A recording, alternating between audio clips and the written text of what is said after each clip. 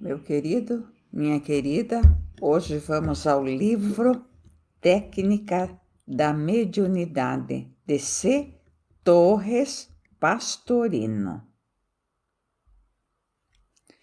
Temos a impressão de que Pastorino, com este ensaio, dá vigor ossos, passos na segunda milha, que nos levará à previsão de Claude Bernard, que tempo virá em que o santo, o filósofo e o sábio falarão a mesma língua. É uma atitude aberta, não dogmática, que procura explicar dentro dos conhecimentos científicos fatos que tantos sentem e vivem, mas que a ciência ortodoxa nega que ocorram pelo simples fato de não poder explicá-los. Vejamos o que dizem Paulus e Bernier a respeito. O princípio da conservação da energia era algo de sólido, de fixo, de marmóreo. E eis que o rádio produz energia sem servir-se de qualquer fonte. Todos estavam certos da identidade da luz e da eletricidade. Só se podiam propagar em unha reta e sem atravessar obstáculos. E eis que as ondas, os raios-x, atravessam os sólidos. Nos tubos de descarga, a matéria parece eclipsar-se, transformar-se em corpúsculos. A transmutação dos elementos opera-se na natureza. O rádio torna-se hélio e chumbo. O templo das certezas desmorona. O mundo já não joga o jogo da razão. Tudo então torna-se possível. De Chofre, aqueles que sabem ou julgam saber cessam de fazer divisão entre física e metafísica. Coisa vai ficando a coisa sonhada. Coisa verificada e coisa sonhada. Os pilares do templo fazem-se em nevoeiro. Os clérigos de Desartes deliram. Se o princípio da conservação da matéria é falso, que impedirá o médium de fabricar um ectoplasma a partir do nada? Se as ondas magnéticas atravessam a Terra, por que motivo não poderá o pensamento viajar? Se todos os corpos emitem forças invisíveis, por que não um corpo astral? Se há uma quarta dimensão, será ela o domínio dos espíritos? Madame Curie, Croix, Lodne fazem mexer as mesas. Edison tenta construir um aparelho que comunique-se com os mortos. Marconi, em 1901, julga ter captado mensagens dos marcianos. Simon Neubach acha absolutamente natural que um médium materialize crustáceos frescos do Pacífico. Uma tempestade de fantástico e real lança por terra os investigadores de realidades. O termo materialista, na acepção que se dava no século XIX, perdeu todo o sentido, da mesma forma que o termo racionalista. Hoje, o homem pisa na lua e a física fala sem constrangimento, em números quânticos de estranheza, luz interdita e augures do absoluto.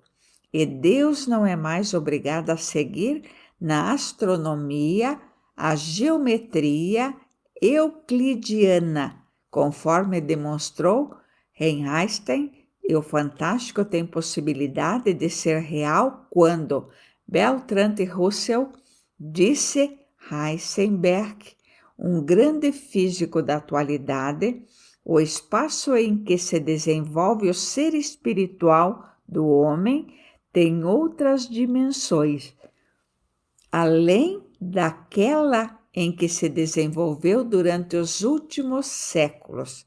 Pastorino volta à Terra e tenta mostrar ou demonstrar fatos que, para eles, são axiomáticos, fazendo o arcabouço da ponte que une o físico ao espiritual, uma vez que os considera da mesma natureza, sem irrealidades nem fantasias. Nossos parabéns, professor. Prossiga. Isto facilitará a tarefa de evoluirmos no sentido do espiritual. É claro que não falamos em evolução espiritual, que é o objetivo de todo ser humano, mas que, para que ocorra, é preciso que nos libertemos da visão incompleta que até agora é feita apenas sobre o ponto de vista material. Nós mesmos, que penetramos como materialista no necrotério do antigo Instituto Anatômico da Faculdade Nacional de Medicina, onde estudamos 7 anos, 6 como estudantes e 1 como médico. De lá saímos espiritualista, à semelhança de Teilhard de Chardin. Encontramos nos cadáveres o espiritualismo, como ele o encontrou nos fósseis que estudou. Acontece, porém, que esse caminho foi árduo, cheio de curvas e angustiantes dúvidas. Pastorino tinha os escolhos do caminho, as escolhas do caminho. Não vos iludais, porém, leitor, ouvinte e amigo, com sua linguagem simples e modesta, ele lê desesperadamente e em várias línguas, e o pior de tudo é que aprende com facilidade surpreendente, facilidade esta que transmite aos seus escritores, que, como se verá, são de uma clareza meridiana.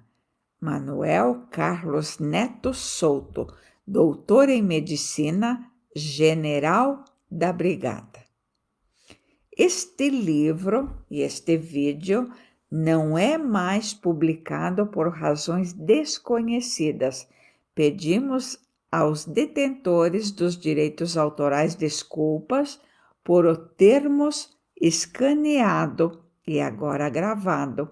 Entendemos que os conhecimentos contidos nele fazem parte da evolução humana enquanto espíritos vivendo experiências na Terra, não devendo estes conhecimentos ficarem restritos aos exemplares publicados enquanto o autor ainda estava encarnado. Se ele o publicava, era porque havia do valor do seu conteúdo. É porque ele sabia o valor do seu conteúdo. Se o autor não quisesse que seu conhecimento fosse dividido com outros, não os teria publicado. Por isso, hoje, nós estamos gravando para que você também possa ter estes conhecimentos. Te convido antes, se você ainda não é inscrito, a se inscrever no canal. Assim você poderá ajudar mais pessoas através deste mesmo vídeo e através deste conhecimento. Eletricidade. Primeiramente, recordemos algumas definições a fim de estabelecer entendimento dos termos que serão aqui empregados. Vibração. O que nos dá melhor ideia do que seja vibração é ver o funcionamento de um pêndulo em seu vai e vem característico. No pêndulo, distinguimos o momento do repouso ou de equilíbrio, quando ele se acha exatamente na vertical. B, os pontos máximos que ele atinge ao movimentar-se. Partindo daí, verificamos que a vibração pode ser simples, que é o percurso de um ponto máximo A ao outro ponto máximo A. Dupla, que constitui a ida e volta de A a A e de A a A. E esta vibração dupla chamamos de oscilação. Período. Acontece que o pêndulo leva tempo em sua oscilação.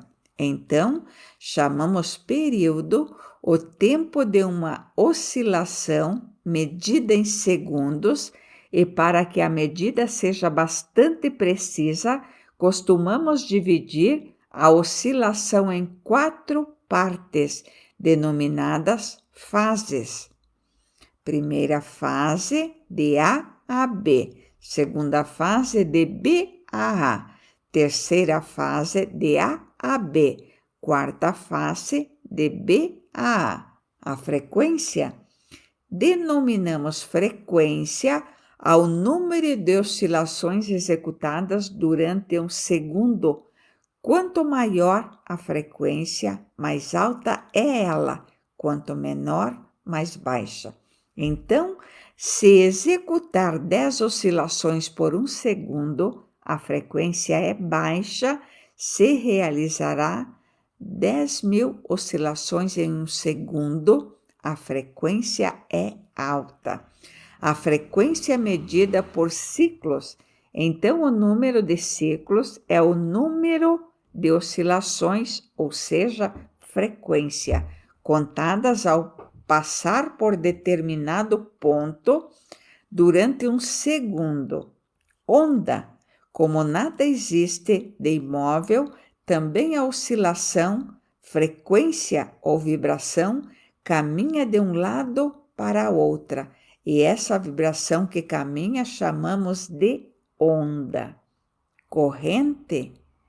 Ao deslocamento de partículas num condutor, damos o nome de corrente. Se a corrente caminha para um só lado, constantemente dizemos que é contínua ou direta. Se ora vai para um lado, ora para outro, a denominamos alternada. Por exemplo, quando dizemos que a corrente tem 50 ciclos, isto significa que a onda passa por determinado ponto de um lado para outro, 50 vezes em cada segundo, ou seja, tem 50 oscilações por segundo. Frequência dos pensamentos. Aqui começamos a entrever que a mediunidade pode ser medida e considerada em todos esses termos. A diferença reside nisto. A corrente elétrica é produzida por um gerador e a corrente mental é produzida pela nossa mente e transmitida por nosso cérebro. No cérebro temos uma válvula que transmite o que recebe, tal como um aparelho de rádio, mas vamos devagar para você entender. Consideremos, por enquanto, que cada cérebro pode emitir em vibrações ou frequência alta ou baixa, de acordo com o teor dos pensamentos mais constantes. O amor vibra em alta frequência, o ódio em baixa frequência. São polos opostos. Quanto mais elevados os pensamentos em amor, mais alta frequência e mais elevada a ciclagem. Continuemos. Na onda distinguimos várias coisas. A amplitude, isto é, a força da onda ou amplitude da oscilação, medida pela distância maior ou menor de subida e descida numa linha média. É, em outras palavras, o tamanho da oscilação. Temos, pois, assim, primeiro, a baixa amplitude, quando as oscilações são pequenas. Segundo, a alta amplitude, quando as oscilações são grandes, mas também o zero. B, comprimento da onda, que é a distância que medeia entre duas oscilações para uniformizar a medida dessa distância. Costumamos medir a distância entre duas cristas consecutivas. Crista é o ponto máximo de uma oscilação. Medidas. A medida do comprimento da onda é efetuada em A, metros, quanto mais longas, B, angstrom, quanto mais curtas. O angstrom, tirado do nome de um físico sueco, é uma medida pequeníssima. Basta dizer que 1 milímetro tem 10 milhões de angstrom. Portanto, 1 centímetro tem 100 milhões de angstrom. Correntes de pensamentos. Tudo o que vimos dizendo é indispensável conhecer e você saber, para que bem se compreenda o fenômeno científico da mediunidade, que se manifesta por meio de vibrações e ondas, a fim de dominar-se o mecanismo do fenômeno. É mister que cada palavra seja dado o valor exato que possui no estudo da ciência da física e da eletrônica. As vibrações, as ondas, as correntes utilizadas na mediunidade são as ondas e correntes de pensamento. Quanto mais fortes e elevados os pensamentos, maior a frequência vibratória e menor o comprimento de onda, e vice-versa. O que eleva a frequência vibratória do pensamento, vimos-lo, é o amor desinteressado. Abaixa as vibrações tudo o que seja contrário ao amor. Raiva, ressentimento, mágoa, tristeza, indiferença, egoísmo, vaidade, enfim, qualquer coisa que exprima separação e isolamento. Ondas amortecidas. Em física, estudamos as ondas amortecidas, assim chamadas porque atingem rapidamente um valor máximo de amplitude, mas também rapidamente e decrescem, não se firmando em determinado setor vibratório. São produzidas por aparelhos de centelha que intermitentemente despedem fagulhas, chispas, centelhas, mas não executando uma emissão regular e fixa em determinada faixa. Produzem efeito de ruídos, preces não atendidas. nos cérebros, no cérebro. Ondas amortecidas são as produzidas por cérebros não acostumados à elevação, mas que, em momentos de aflição, preferem preces fervorosas. A onda se eleva rapidamente, mas também decresce logo a seguir, pois não tem condição para manter-se constantemente em nível elevado. Por não estarem a ele habituados, são pessoas que, geralmente, se queixam de que suas preces não são atendidas. De fato, produzem ruídos, mas não conseguem sustentar-se em alto nível, não atingindo, pois, o objetivo buscado, almejado. Indutância. Chama-se assim a inércia da eletricidade, na mudança de uma direção para outra, na vibração. Em outras palavras, quando a oscilação chega ao ponto máximo, ela para voltar ao lado oposto. Essa é a indutância, que é a medida em Hertz.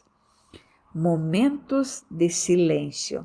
Na mediunidade, observamos também o fenômeno da indutância, que provoca muitas vezes momentos de silêncio.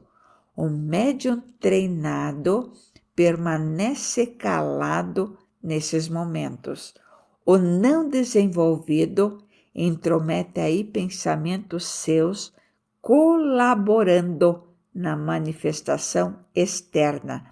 Se a indutância é muito grande, a comunicação torna-se imperfeita e falha. Isso pode ser causado por defeito do aparelho receptor, médium, ou do aparelho transmissor, espírito. Qualquer dos dois, sendo humanos, pode ser fraco e apresentar-se indutâncias muito fortes e atos longos. Onda eletromagnética.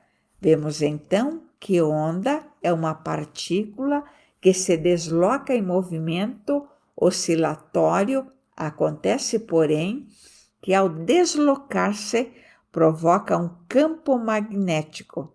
Estudaremos posteriormente o magnetismo com pormenores, mas podemos registrar desde já a definição. Chama-se assim a oscilação de carga elétrica com campo magnético. Esse campo magnético particular acompanha a onda que o criou. Vejamos agora as diversas espécies de ondas. Ondas longas são todas as superiores a 600 metros de comprimento, caminham ao longo da superfície terrestre e têm pequeno alcance.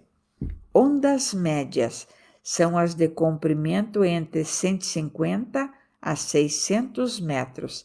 Caminham em parte ao longo da superfície, mas também se projetam para as camadas superiores da atmosfera.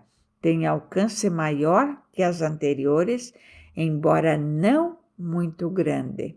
Ondas curtas são as que variam entre 1 e 150 metros. Rumam todas para a atmosfera superior e são captadas de ricochete. Têm alcance muito grande, podendo ser captadas com facilidade até nos antípodas. Ondas ultra curtas são todas as que forem menores que 10 metros, muito maior alcance e força, ecoando nas camadas superiores da atmosfera. Observe onde, além dessas, estarão outras ondas e raios. Tudo isso faz-se compreender a necessidade absoluta de mantermos a mente em ondas curtas, isto é, com pensamentos elevados, para nossas preces e emissões possam ser atingir os espíritos que se encontram nas altas camadas. As ondas longas de pensamentos terrenos e baixos circulam apenas pela superfície da Terra, atingindo somente os sofredores e involuídos, ou as próprias criaturas terrenas. Qualquer pensamento de tristeza ou ressentimento ou crítica abaixa as vibrações, não deixando que nossas preces cheguem ao alvo desejado.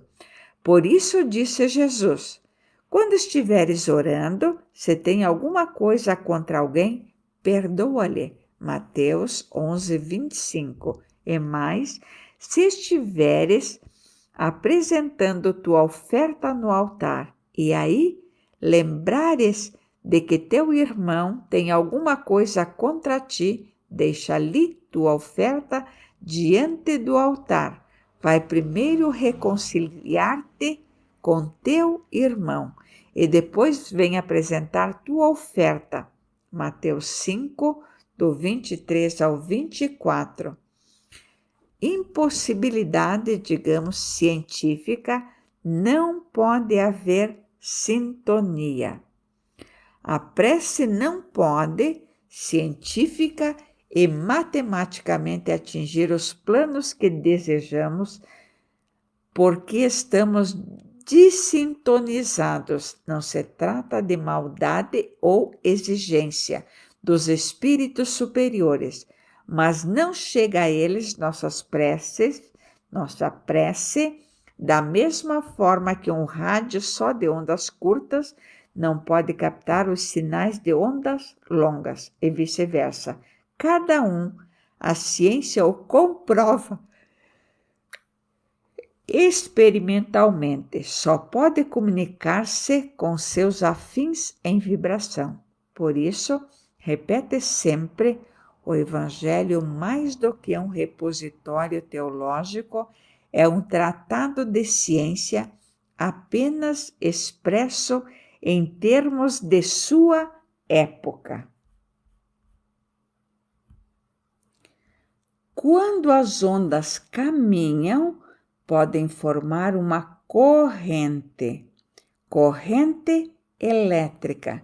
Chamamos corrente elétrica o deslocamento da massa elétrica através de um fio condutor. Temos então dois sentidos, A e B. Primeiro, de A a B, chama-se sentido positivo. Segundo, de B a A, chama-se sentido negativo. O pensamento positivo e negativo, na manifestação dos nossos pensamentos, também temos duas direções. O pensamento positivo, em que a corrente caminha de baixo para cima, do mais longo para o mais curto, e o pensamento negativo, quando se desloca em sentido contrário, do alto para baixo, do mais curto para o mais longo. A corrente é de suma importância. Seus pensamentos bons, elevados e de amor são apenas momentâneos, não conseguem formar uma corrente, mas somente ondas amortecidas, isto é, ruídos interrompidos, ao passo que a corrente dirige continuamente a onda pensamento em determinada direção. Assim como a corrente positiva precisa ser constante para atingir o alvo e a onda amortecida não chega à meta, Assim também aquele que está permanentemente com sua corrente positiva não é prejudicado pelas ondas amortecidas de pensamento maus que lhe chegam e são logo expulsos. O permanecer nos pensamentos negativos, formando corrente, é que prejudica. A corrente pode ser contínua ou direta, quando a intensidade e o sentido da propagação são invariáveis de A a B. Alternada. Quando a intensidade e o sentido variam periodicamente, isto é, obedecem ao movimento de vai e vem, a corrente alternada está sujeita à lei senoidal, embora e nem sempre apresente as curvas em sinoide. Pensamento firme ou inseguro. Assim, nossos pensamentos podem permanecer em corrente direta quando concentrados em dado objetivo permanentemente. Emitimos apenas, mas podem passar a corrente alternada quando emitimos e recebemos alternadamente, isto é, lançamos o pensamento e obtemos a resposta. Também a mediunidade pode consistir numa corrente direta, quando caminha numa só direção, do espírito para o médium, numa passividade absoluta, ou pode ser executada em corrente alternada, quando o médium age com seu pensamento sobre o espírito. Isso é necessário. É imprescindível que ocorra quando o espírito manifestante é sofredor. O médium deve receber as ideias do espírito, manifestando-as e logo influir em sua própria mente sobre o espírito, doutrinando-o em conexão com o doutrinador, mas ainda quando, fora de sessão, se vê acossado por espíritos que atrapalham mentalmente, pode estabelecer com eles um diálogo procurando doutriná-los. Na prece, a corrente pode ser direta, geralmente o é, quando apenas nós falamos. Quase sempre pretendemos ensinar a Deus o que Ele deve fazer para nós. E pode ser alternada quando, na prece verdadeira, pouco falamos e depois silenciamos para ouvir a resposta silenciosa em nosso coração. Verificamos, pois, que, sendo as leis as mesmas em todos os planos, aplica-se ao espírito idêntico princípio que encontramos na física, campo elétrico. Denominamos assim a porção do espaço onde se realizam fenômenos elétricos pela existência de uma corrente. A direção e a intensidade de um campo elétrico são dados pelas linhas de força do campo. Linha de força. Linha de força representa um campo elétrico ou magnético cuja direção em qualquer ponto é tangente à direção da força elétrica ou do campo magnético. Nesse ponto, a linha de força é tangente em todos os pontos, a direção do campo, mas o campo é percorrido por uma infinidade de linhas de força. Então, o número de linhas de força que atravessam uma superfície é dado convencionalmente pela intensidade do campo.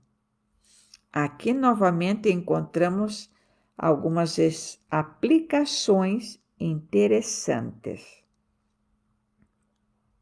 Sala de reunião. Uma reunião mediúnica forma, inegavelmente, um campo elétrico ou magnético. Quanto mais estiver o ambiente carregado de eletricidade ou magnetismo positivo, mais eficiente será a reunião. Quanto mais esse ambiente estiver permeado de forças negativas, mais perturbada a reunião. Essa a razão por que se pede que não haja movimento de gente na sala mediúnica, especialmente algumas horas antes das reuniões. É para evitar que o campo elétrico seja desfavoravelmente carregado de energias negativas, interferindo nas linhas de força estabelecidas pelos espíritos como polos norte, ideais no campo, a conversação fútil, as discussões políticas ou de outra espécie, as críticas ou palavras deprimentes invertem a corrente elétrica do campo. Ora, as linhas de força dependem da intensidade de pensamentos bons e amoráveis.